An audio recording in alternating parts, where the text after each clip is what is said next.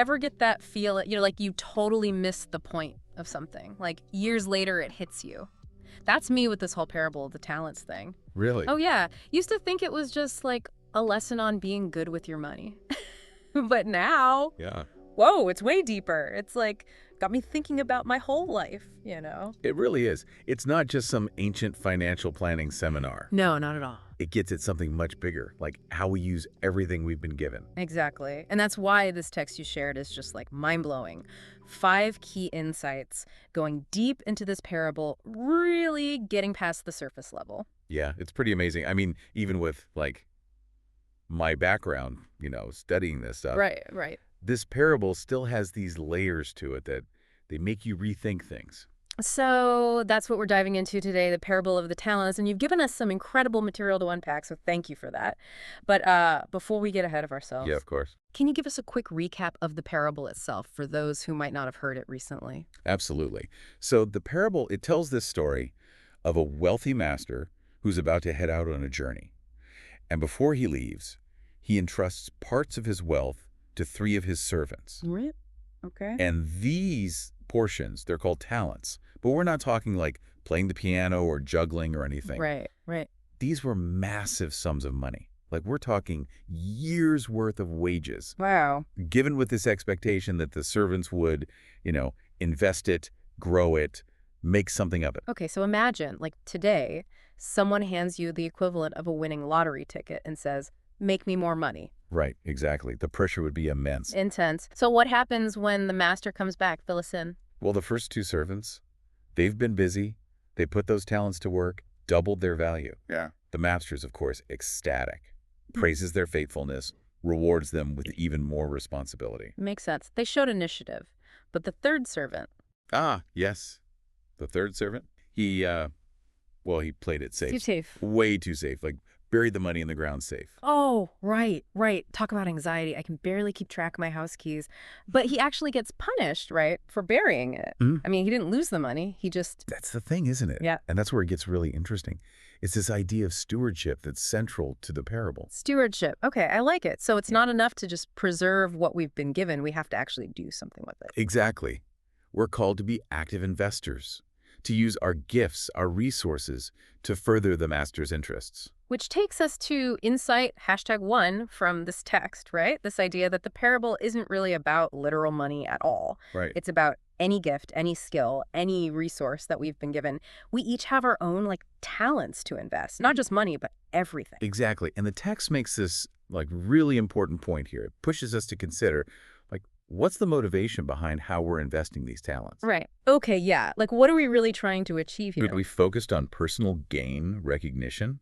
Or are we trying to use our gifts to actually benefit others, to bring honor to the one who gave them to us? Well, that's a good point. It's are we using our talents to climb the ladder? Yeah. Or are we using them to, build something that helps everyone rise higher?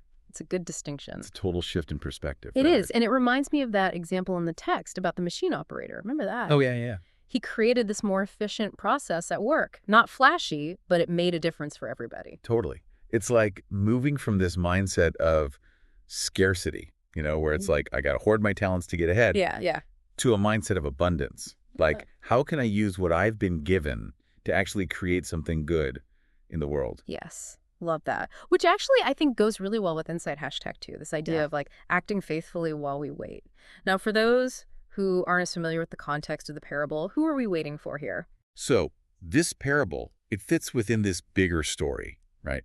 Yeah. In the context of Jesus' teachings, it's about how we live as we're waiting for his return. Okay, so we're not just sitting around twiddling our thumbs. No, not at all. It's about how do our actions right now line up with his values, with his heart for the world, even when he's not physically here. It's about doing the work he entrusted us with. Okay, I'm with you. But here's where I got a little, I don't know.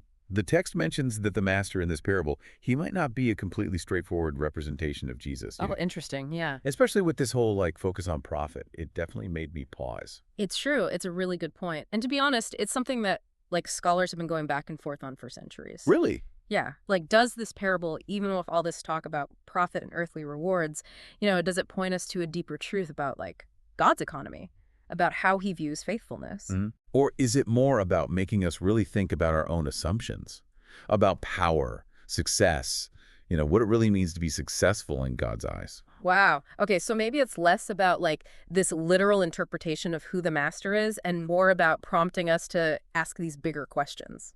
It's definitely possible. Mm. And that kind of ambiguity, it's actually like a signature move in a lot of biblical parables. Really? They're designed to make us think critically, challenge our assumptions, not just give us easy answers. Which, when you think about it, is a pretty effective teaching method. It's not giving you the answer, it's making you ask the questions. Exactly. Making you wrestle with it. Love it. It's like one of those optical illusions, you know? You see one image, then another. It makes you question, like, what am I really looking at here? Totally.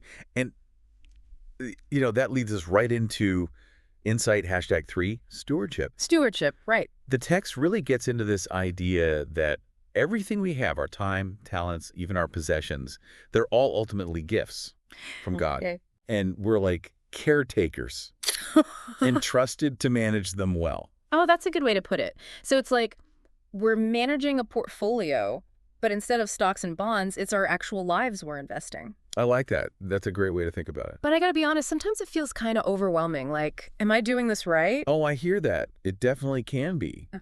But the text, it offers this really helpful way to reframe it. It's not a burden or like a checklist you got to follow perfectly. Okay, good. It's a joyful responsibility. Joyful. Okay. It's about recognizing how valuable these gifts are and using them in a way that honors, the giver. Okay, so it's less about don't mess this up and more like, wow, this is incredible. How can I use this to do something amazing? Yes, Yeah. I like that. It's aligning our actions with our gratitude. Uh-huh. And that doesn't mean we all have to, like, quit our jobs and become missionaries or anything. Right, right. Though, some people are called to do that. Of course, yeah. But it's about finding those ways to bring that same spirit, that generosity, that service into our everyday lives.